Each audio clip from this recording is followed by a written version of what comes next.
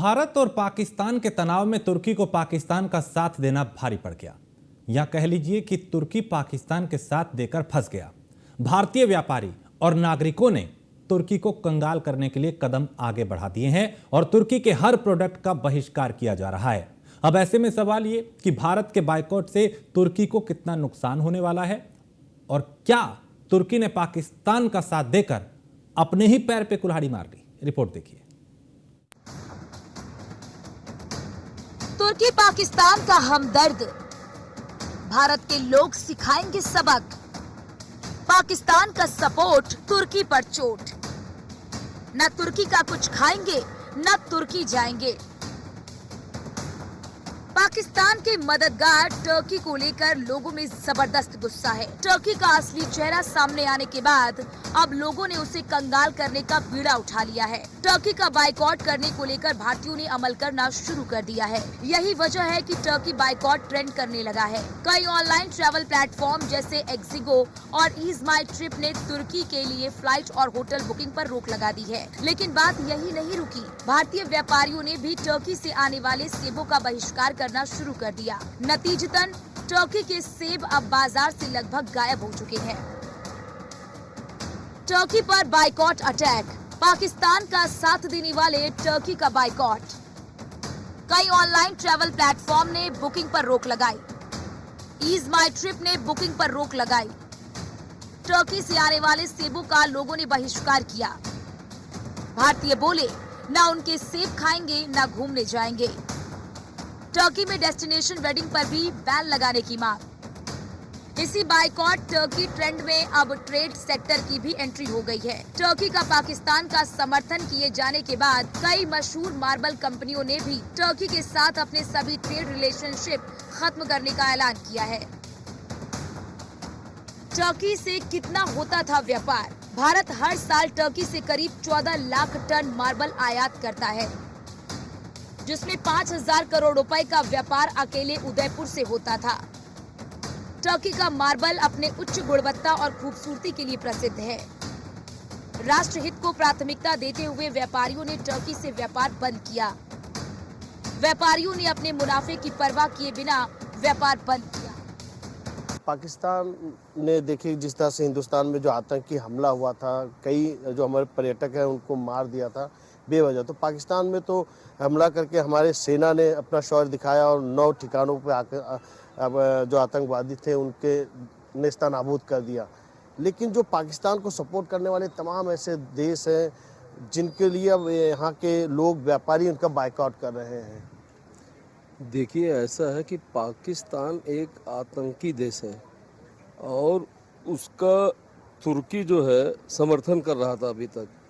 लेकिन कहने का मतलब ये है कि हमारा देश जो है तुर्की जो पाकिस्तान को समर्थन कर रहा है, इसलिए हमारे देश में तुर्की का कोई भी सामान प्रोडक्ट नहीं लोग पसंद कर रहे हैं। पाकिस्तान का समर्थन करने वाले हमारे कश्मीर में जो ये हमला हुआ है ये बहुत गलत हुआ है। जो वहाँ पर्यटकों को मारा गया है, इसके वजह से यहाँ पे काफ़ी लोगों को बहुत नाराज़गी है। जो भी देश पाकिस्तान को समर्थन कर रहे हैं, वो जो भी यहाँ पे फा रहे हैं, जो ग्रह लेना नहीं चाहते हैं, ऐसे चीज़ों को बाइकाट कर रहे हैं और वो चीज़ बाइकाट ही करेंगे वो लोग। बम्बई में ऐसी जितनी भी कंपनियां हैं उसको बंद करने का काम करेंगे।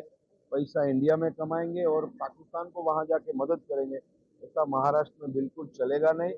एकनाथ राव शिंदे साहब के नेतृत्व में बम्बई में ऐसी जितनी भी कंपनी की लिस्ट है उसको बंद करने का काम करेंगे। इसको हमने आज 10 दिन का टाइम दिया है। 10 दिन के अंदर जो कार्यवाही नहीं करेंगे तो उग्र आंदोलन ये एयरपोर्ट पे हम 10,000 लोगों को लेकर करने वाले हैं। मार्बल प्रोसेसर समिति के सभी सदस्यों ने हमने निर्णय लिया कि जो टर्की से माल इंपोर्ट हो रहा है, जो टोटल इंपोर्ट का करीब 18 लाख टन का जो इंपोर्ट पूरे भारत में होता है पूरे साल भर का, उसमें 70% टर्की से हो रहा है। तो उसका हमने तुरंत कार्रवाई से आयात पर प्रतिबंध का निर्णय लिया है स्वेच्छा से। और गवर्नमेंट से भी हम चाहते हैं कि वो तुरंत प्रभाव से जो टर्की से इंपोर्ट माल हो रहा है उस पर प्रतिबंध लगा देवे। ये फैसला दिखाता है कि देश के व्यापारी केवल लाभ कमाने तक सीमित नहीं है, बल्कि वो राष्ट्र हित के लिए आर्थिक नुकसान उठाने को भी तैयार है। मार्बल मंडियों ने टर्की से व्यापार खत्म कर ये साबित कर दिया है कि भारत के व्यापारी अपने देश के सम्मान और सुरक्षा के लिए किसी भी हद तक जा सकते हैं। हम लोगों और ट्रांसपोर्टरों ने तय किया है कि तुर्की का कोई भी सामान अपनी गाड़ियों से नहीं ढोएंगे, और गवर्नमेंट को भी किया था कि सेना को जरूरत पड़ती ट्रकों की तो हम उनको उपलब्ध कराएंगे। तो जिस तरीके से ये निर्णय आपने लिया है, क्या वजह ऐसी रही, क्या देश के प्रति ऐसी वजह थी, क्या वजह रही? तो तुर्की हमारे दुश्मन देश की मदद करता है, हम लोगों को परेशान करता है, तो ऐसे देश की काम नहीं करना चाहिए। आप क्या सोचते हैं, जिस तरीके से देखा गया है कि ये तुर्की को बायकॉट कर रहे हैं व्यापारी सभी पूरे देश में?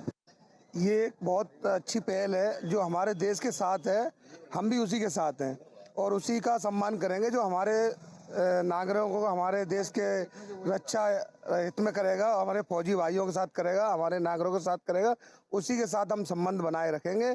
और जो हमारे साथ नहीं है हम भी उसके साथ नहीं है, ना उसका सामान खरीदेंगे और ना ही अपने देश में आने देंगे। तो तुर्की जिस तरीके से तुर्की से बड़ी संख्या में सेब का आयात भारत में होता है, तमाम ऐसी चीजें हैं, उन वस्तुओं का आयात होता है, अब वो पूर्णतः आपने बहिष्कार कर दिया? बिल्कुल एकदम बहिष्कार करेंगे हम, और कर दिया है हमने, तो पहले से ही कर दिया है, ये हमें मालूम हुआ तो हमने एकदम बहिष्कार कर दिया इसका। और लोगों को भी जागरूक करेंगे कि हम इसका बहिष्कार करते रहना चाहिए, जब तक हमारे जो देश के साथ है हम उसके साथ रहेंगे। वहाँ से माल मंगाने सेब लेना ही उनसे बंद कर दिया। इससे ये हिंदुस्तान पाकिस्तान ने जो है तो उसका साथ दिया है। जो भी प्रोडक्ट है, ये सेब हैं और बहुत काफ़ी प्रोडक्ट हैं, फल आते हैं वहाँ से, उन सबको हमने बाइकआउट कर दिया है और बिल्कुल एवरीवन उसका सबका हमने बाइकआउट कर दिया, उसका हमने बिल्कुल बंद कर दिया है। बस यही कारण है कि उसने जो है समर्थन किया है खुल के, पाकिस्तान का खुल के सामने आया है वो, जैसे कि, और बस यही है। और काफ़ी चीज़ें हैं। हम जितना भी फल वहाँ से आता है, सेब वगैरह आता है तुर्की का, हम उसका खंडन करेंगे और वहाँ से व्यापार बंद करेंगे। नहीं ठीक है, जो भी आतंकवाद का सपोर्ट करेगा, पाकिस्तान का सपोर्ट करेगा, हम कोई भी देश हो, तुर्की हो या कोई भी हो, उसके अलावा हम किसी के साथ में व्यापार नहीं करेंगे। कोई फर्क नहीं पड़ने वाला। अगर 15 देशों में से एक देश बंद हो जाएगा सेब के निर्यातक, उससे कोई फर्क नहीं पड़ेगा, कुछ भी फर्क नहीं पड़ेगा। हम लोग, हमारे जो हिमाचल के ग्रोवर है, कश्मीर के ग्रोवर है, खासतौर से हिमाचल के जो ग्रोवर है बहुत प्रोग्रेसिव ग्रोवर है और बहुत काम कर रहे हैं, और थोड़ा बहुत और गवर्नमेंट का सपोर्ट अगर उनको मिलेगा तो जैसे पौधे मंगाने में वहाँ से पौधे आते हैं इटली वगैरह से, उनको लाके हम लोग यहाँ पे जैसे आ भी रहे हैं और देंगे और उनका सपोर्ट करेंगे। तो सब्सिडी गवर्नमेंट अगर किसानों से बात करेगा तो हम यहीं पे एक तुर्की पैदा कर देंगे। जी, हमारी शाहबाद मंडी ने तो बिल्कुल बाइकआउट कर दिया है। टर्की के जो भी माल आ रहे हैं, सब एप्पल वगैरह जितने भी हैं, सब ने मना कर दिया है, वहाँ से माल कुछ भी नहीं आएगा। और हमें भी हिंदुस्तान से भी हम ये अपील करना चाहेंगे, जितना भी माल आता है, मुंबई हो गया, जैसे दिल्ली हो गया, जितनी भी जगह से कुछ भी माल आता है, सेब वगैरह जो भी, अनार, पाइनएप्पल जो भी आता है, वहाँ से सब चीज बाइकआउट करनी चाहिए उनकी। वहीं टर्की में भारतीयों की होने वाली डेस्टिनेशन वेडिंग पर भी बैन लगाने की मांग की गई है, क्योंकि बहुत सी भारतीय टर्की में हर साल अपनी डेस्टिनेशन वेडिंग प्लान करते हैं। रिपोर्ट्स के मुताबिक 2022 में टर्की में 1000 शादियां हुई। दुनिया भर से आए लोगों ने शादी की, जिसमें सबसे ज्यादा संख्या भारतीयों की थी। सबसे ज्यादा पसंद की जाने वाली जगह इस्तांबुल है। नॉर्मली भी लोग टर्की के इस्तांबुल घूमने जाते हैं। हालांकि अब भारत के लोगों से डेस्टिनेशन वेडिंग के लिए टर्की ना जाने की मांग की जा रही है। जब से टर्की ने पाकिस्तान के प्रति अपना समर्थन दिखाया, तब से ही भारतीय नागरिकों को टर्की के सामान से नफरत सी हो गई है। इसलिए टर्की का बाइकआउट किया जा रहा है, ताकि पाकिस्तान का समर्थन करने वालों की अक्ल ठिकाने आए। अब ऐसे में सवाल ये कि भारत बाइकआउट से टर्की पर कितना चोट करेगा। Bureau report, news 1 India.